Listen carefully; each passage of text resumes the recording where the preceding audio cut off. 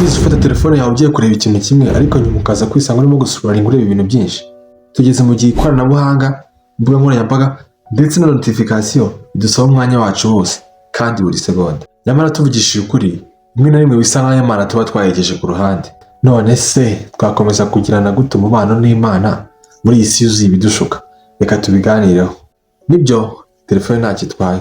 Yego kandi imbuga nkoranyambaga si mbi, ariko iyo bidutwaye igihe cyacu cyose ishobora gutuma dutakaza ikintu cy'ingenzi gikomeye cyane, umubano ukomeye n'Imana. Ndi gutekereza ko tumara igihe kinini ku matelefone yacu tureba video, tuganira n'inshuti, tubyina kuri TikTok kuruta igihe tumarana n'Imana.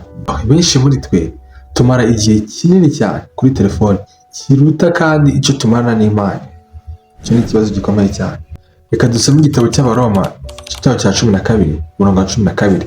Haravuga ngo ntimwishushanye n'isi, ahubwo muhinduke rwose mugize imitima mishya kugira ngo mumenye neza ibyo Imana ishaka. Niba kenshi dufata ibitekerezo byacu tukabyerekeza ku byo isi itwereka buri munsi ariko ntitwite ku ijambo ry'Imana, ni gute twakora mu mwuka? Twabigenza gute? Igisubizo kiroroshye. Dukwiriye cyangwa se dukeneye gufata Imana tukayishyira imbere y'ibindi byose dukora. Hari inzira eshatu ushobora gukoresha. Reka duhere ku ya mbere. Tangira umunsi wawe n'Imana, apana telefone. Ikintu cya mbere benshi dukunda gukora mu gitondo tukibyuka ni ugufata telefone ugiye kuri notification. Tekereza neza, ubanje kubyuka ugasenga, ugasoma Bibiliya, yewe niyo byaba iminota 10 gusa, ubundi ukareba notification zawe. Ibyo byaba ari sawa. Ndabizi neza yuko byakugiraho ingaruka kandi nziza. Kabiri, shyiraho igihe fatizo cya social media zawe cyangwa se ihe limit. Si ngombwa kureka imbuga nkoranyambaga burundu, oya, ahubwo shyiraho igihe ntarengwa. Ushobora gufunga internet yawe mu gihe cy'amasaha runaka cyangwa ukoresha application igufasha kugenzura uko ukoresha amasaha yawe.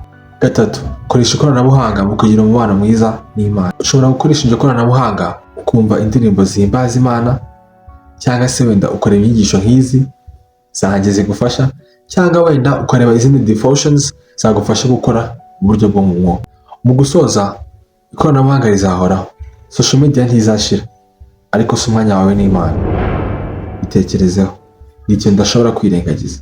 Niyo mpamvu nifuza kugusaba iki kintu ngo ugerageze ugabanya umwanya utakaza kuri telefone, ahubwo wongere umwanya ugirana ubusabane n'Imana. Ese wari uzi ko impinduka ntoya zishobora kugira ingaruka nini kandi ku buzima bwawe? Niba rero wishimiye iyi video, jya muri comments umbwire icyo utekereza ku byo naba nakubwiye. Subscribe, nzajya mbabwira nzajya tuganira mbabwira ibindi bintu bitandukanye. Ikindi kandi nkomeza n'ubundi nkora postinga daily short videos n'ubundi zagufasha gukora mu mwuka nazo. Ndeba kuri TikTok, Instagram ndetse no kuri YouTube shorts ziriho. Murakoze, Imana ibahe umugisha.